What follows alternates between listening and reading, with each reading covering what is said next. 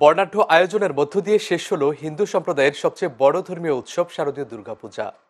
বিজয়া দশমীর দিন নানা আনুষ্ঠানিকতা শেষে রাজধানী সহ সারা দেশের নদী ও পুকুরে চলে দেবী দুর্গার প্রতিমা বিসর্জন।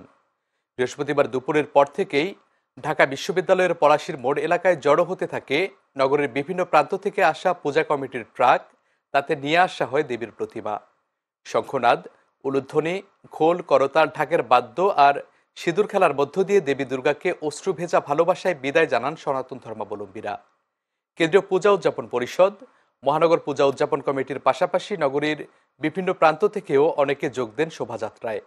সনাতন ধর্মাবলম্বীদের বিশ্বাস, মানুষের মনের আসরিক প্রবৃত্তি, কাম, ক্রোধ, হিংসা, লালসা বিসর্জন দেয়াই মূলত বিজয়া দশমীর মূল তাৎপর্য।